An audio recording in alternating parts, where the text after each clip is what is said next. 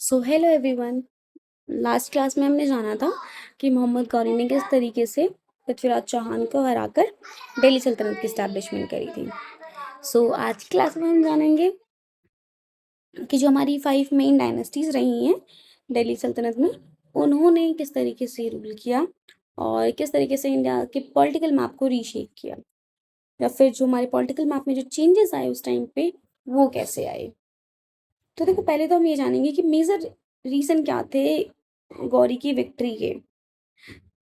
एक तो उसने राजपूत जो राजा थे, जो कि पृथ्वीराज चौहान से डिसऑर्गेनाइज थे, उनके साथ अलायंस बना लिया। और अलायंस बनाने के साथ क्या किया, उसने उनकी आर्मी और अपनी आर्मी का यूज करके पृथ्वीराज चौहान को हरा दिया। और उस टाइम पर इसने फास्ट एंड मूविंग कैवलरी का यूज किया, यानी कि जो घुड़सवार थे, इनके जो घुड़सेना थी इसकी घोड़ों वाली, वो बहुत तेज थी, बहुत वेल ट्रेन थी। तो वहां से हम कह सकते हैं कि इसके जीतने के चांसेस ज्यादा थे और इसने पृथ्वीराज चौहान को हराया और उसके बाद से इंडिया में इस्लाम की स्थापना कर दी। सिंपली मुस्लिम रूल जो है इंडिया में स्टार्ट हो चुका था। तो जो दिल्ली सल्तनत है, उसको स्टार्ट करने वाली, उसको सेटअप करने वाली, स्टैब्लिश करने वाली सबसे पहली डायनेस्टी जो रही है वो रही है स्लेव डायनेस्टी। स्लेव यानी कि ममलूक, नौकर, जिनको हम गुलाम भी कहते हैं, और इस डायनेस्टी को हम गुलाम वंश के नाम से भी जानते हैं। होता क्या है, जो कुतुबुद्दीन ऐबक है वो मोहम्मद गौरी का एक स्लेव होता है और मोहम्मद गौरी जाते जाते उसको जो है यहाँ पे रूल करने के लिए छोड़ जाता है और वहां से स्लेव डायनेस्टी की शुरुआत होती है। तो सिंपली जो स्लेव डायनेस्टी का फाउंडर होता है वो होता है कुतुबुद्दीन ऐबक। उसके बाद इसी डायनेस्टी के जो इम्पोर्टेंट रूलर होते हैं वो इल्तुतमिश और रजिया सुल्तान होते हैं। अब इल्तुतमिश जो है बेचारा मर जाता है, उसके बेटे होते हैं, उसकी बेटी होती है, बेटी रजिया सुल्तान होती है। फिर रजिया सुल्तान को अपनी बेटी को इतना काबिल समझता है कि रूल कर सकती है वो, तो रजिया सुल्तान रूल करती है। बट उस टाइम पर भी लोगों को कहाँ पसंद था कि एक जो औरत है वो रूल करे। तो सेम इसके भाइयों ने भी इसे रूल नहीं करने दिया और पूरी चालाकी के साथ, प्लानिंग के साथ इसका भी खेल खत्म किया। बट वो खुद भी इतने काबिल नहीं थे कि वो अपनी डायनेस्टी को आगे लेके जा सके, तो वो भी कुछ खास काम नहीं करते हैं। तो ये जो डायनेस्टी है ये जानी जाती है बिगनिंग ऑफ दिल्ली सल्तनत के लिए और कंस्ट्रक्शन ऑफ कुतुब मीनार। कि जो कुतुब मीनार है इसका कंस्ट्रक्शन जो है, जो ये बना था, ये इसी डायनेस्टी के टाइम पीरियड में बना था। इसकी शुरुआत जो है वो कुतुबुद्दीन ऐबक ने ही करी थी, इसलिए इसका नाम भी कुतुब मीनार है। फिर सेकेंड डायनेस्टी आती है हमारी खिलजी डायनेस्टी, इसको हम खलजी डायनेस्टी के नाम से भी जानते हैं। खलजी डायनेस्टी का जो टाइम पीरियड रहा है वो 1219 से 1320 तक रहा है और इसके फाउंडर थे जलालुद्दीन खिलजी और इसके मोस्ट फेमस रूलर रहे हैं अलाउद्दीन खिलजी। आप सभी ने पद्मावत देखी होगी और पद्मावत में जो चित्तौड़ के राजा थे, तो उनके साथ जिसकी बैटल होती है, जो रानी पद्मावती के लिए लड़ाई करता है उनको पाने के लिए, वो होता है अलाउद्दीन खिलजी। अलाउद्दीन खिलजी ऑलरेडी जलालुद्दीन खिलजी जो होते हैं उसके चाचा जी होते हैं और उनकी बेटी से शादी कर चुका होता है, बट फिर भी ऐसा इंसान होता है कि उसको शादी करनी होती है पद्मावती से। और वो फिर राजा से लड़ाई करता है, चित्तौड़गढ़ के राजा से, जिसमें वो उन्हें धोखे से मारता भी है। तो ये जो डायनेस्टी है ये जानी जाती है मार्केट रिफॉर्म्स के लिए, यानी कि ये जो ट्रेडिंग वाला एरिया होता है, जो ट्रेडिंग पार्ट होता है इस डायनेस्टी का, उसको फ्लॉरिश करते हैं। उसके साथ साथ इसकी आर्मी भी बहुत स्ट्रांग होती है और ज़्यादा से ज़्यादा एक्सपेंशन करता है ये, और ये दक्कन वाले एरिया में भी एक्सपेंड कर पाता है अपनी टेरिटरी को और साउथ में भी कोशिश करता है, बट वही बात है कि नाकाम रह पाता है ये। और हाँ, जो दिल्ली सल्तनत है, कुतुबुद्दीन ऐबक जो है, जजिया जो टैक्स होता है हमारा, उसको इम्पोज कर देते हैं उस टाइम पे। ये एक नॉन मुस्लिम टैक्स था, यानी कि ये मुस्लिम्स पे ही नहीं करते थे ये टैक्स। ये टैक्स नॉन मुस्लिम पे किया करते थे उस टाइम पे, यानी कि सिंपली जो हिंदू रहा करते थे उस टाइम पे उनको पे करना पड़ता था और एक कंपलसरी होता था कि अगर वो नहीं पे करेंगे तो एक तो बात ये थी कि इस्लाम को लेकर आते हैं ये, तो ये हमें हमारे रिचुअल्स को परफॉर्म ही नहीं करने देते थे। उल्टा हमसे जजिया टैक्स लेते थे ताकि हम अगर हमें अपने रिचुअल्स परफॉर्म करने हैं, हमें अपने कस्टम को फॉलो करना है, ट्रेडिशन को फॉलो करना है, तो हमें वो टैक्स पे करना पड़ेगा। उसके बाद थर्ड डायनेस्टी आती है हमारी तुगलक डायनेस्टी। तो जो तुगलक डायनेस्टी है हमारी, ये 1320 से लेकर 1414 तक रूल करती है और इसके फाउंडर होते हैं गयासुद्दीन तुगलक। इसके इंपॉर्टेंट रूलर्स आते हैं हमारे पास मोहम्मद बिन तुगलक और फिरोज शाह तुगलक। आपने फिरोज शाह कोटला स्टेडियम सुना होगा दिल्ली गेट के आसपास, दिल्ली गेट में ही है यहाँ पे, तो ये उन्होंने ही बनवाया था। अब ये जो डायनेस्टी है ये एक बेटर एडमिनिस्ट्रेशन के लिए मानी जाती है और उस टाइम पर इन्होंने बहुत सारी बिल्डिंग्स बनाई, बहुत सारे नए शहर बनवाए।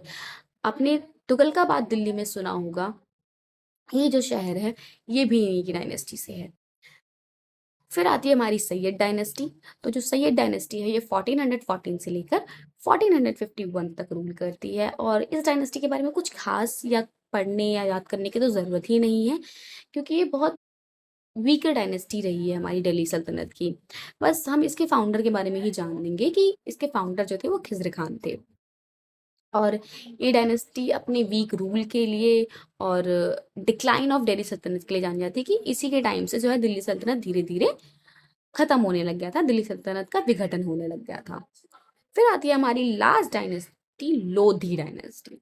तो लोधी डायनेस्टी जो है 1451 से लेकर 1526 तक रूल करती है।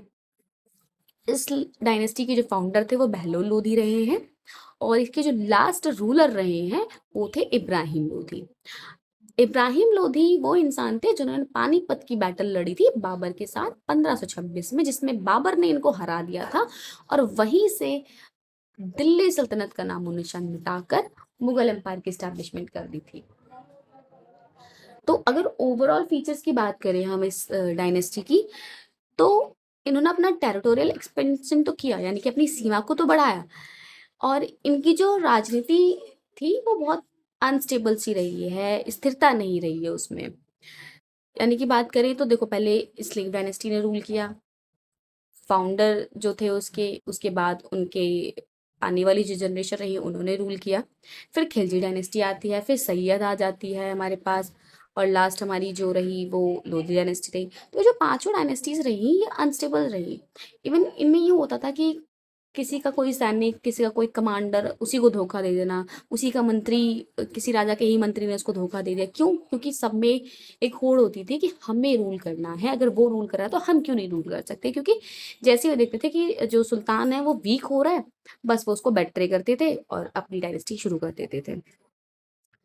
अब जो इस डायनेस्टी के जो मेजर रूलर रहे हैं, अलाउद्दीन खिलजी, जिन्होंने 1296 से लेकर 1316 तक रूल किया।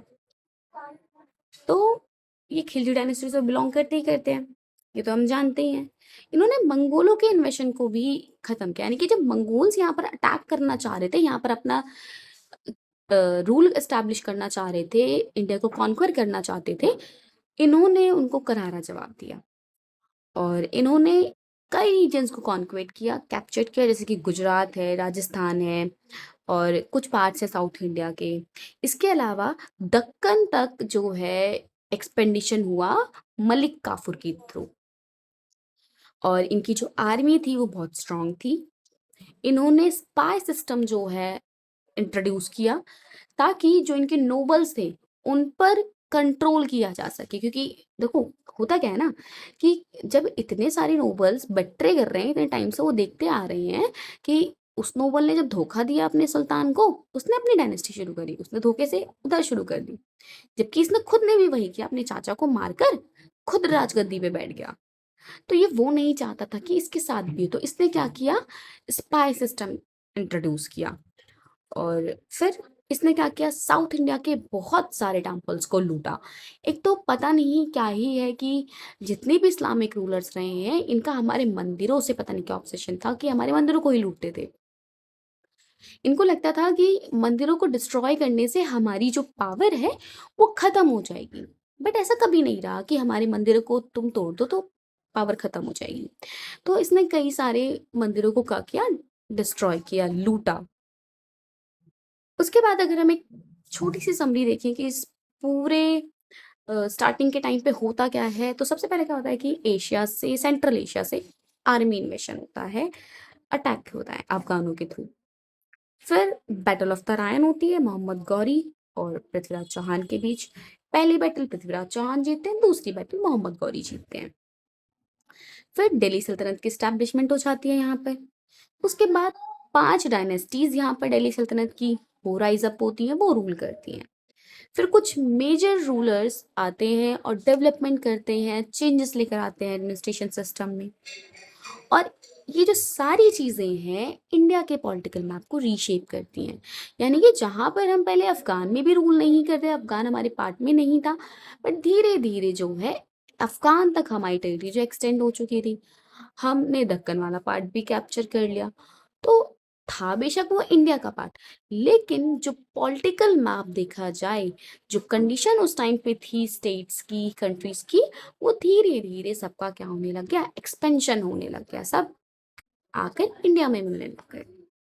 सब नहीं, पर जो अफगान वाला पार्ट है हमारा और जो श्रीलंका है, उस टाइम पे हम उसको भी साउथ इंडिया में ही काउंट करते थे अपने।